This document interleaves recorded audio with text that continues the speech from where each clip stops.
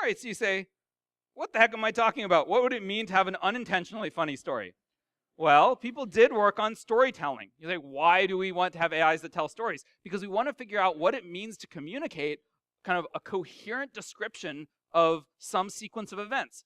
That would look like telling a story, right? Describe what you saw. And so people worked in the 80s, and they still work on this, though with very different techniques. People worked in the 80s on taking a representation of the world and turning it into language through some storytelling device. A famous example of this was the tailspin system of Shank, and I'm going to show you some of its output. And it's going to, I think, do a good job of illustrating why this endeavor of logic-based, representation-heavy AI, even though people were trying and doing really clever stuff, why it hit some walls. So let's see some unintentionally funny stories.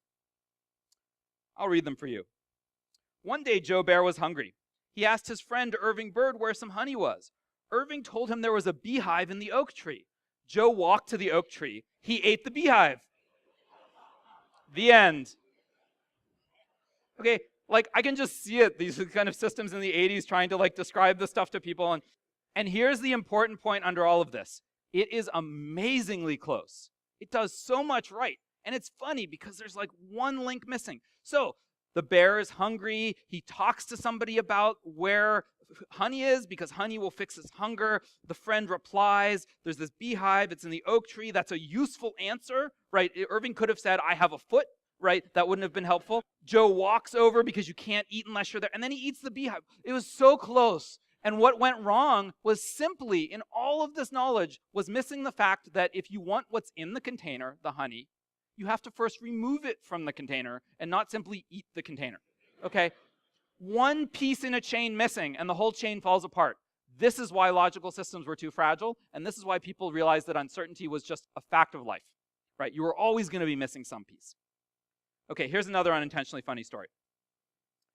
Henry Squirrel was thirsty. He walked over to the riverbank where his good friend Bill Bird was sitting. Henry slipped and fell in the river. Gravity drowned. The end. Okay. It's so close. I mean, I guess it's kind of a weird story to begin with, even without the gravity thing. But what went wrong here? Well, it's in fact describing a rather unfortunate squirrel drowning, right? And what happened was there was a drowning event. The squirrel was kind of the drownee, right? That's what drowned. And what caused the drowning? Well, gravity, right? I mean, something's got to cause the drowning, right? And in rendering this into language, the system had all the information, but it didn't realize that for a drowning event, it's really important that you say who drowned, and it's not so important that you say kind of what force of nature caused the drowning, okay? And so we were so close. One little mess up, the information was there, and suddenly it's a funny story rather than a demonstration of a successful storytelling system. I'll give you one more. Once upon a time, there was a dishonest fox and a vain crow. One day, the crow was sitting in his tree, holding a piece of cheese in his mouth.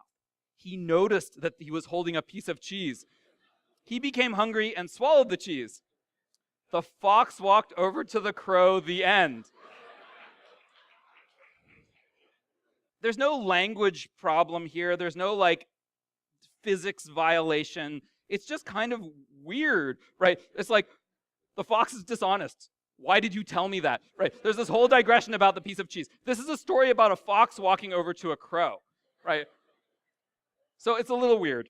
And the failing here is not a failing of representing the world or of rendering it into language. It's a failing of knowing what is worth saying in a context, right? That's that same issue of context again.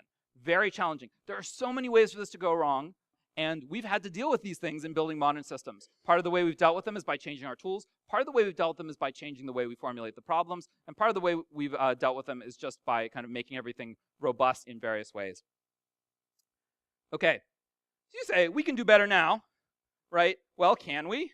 So what's this? This is Siri. And what happens when you tell Siri, tell me a story? How does Siri do? Once upon a time, no, it's too silly, right? So at least we now know that the story is going to be silly and do not try to say it. So is that progress? I don't know.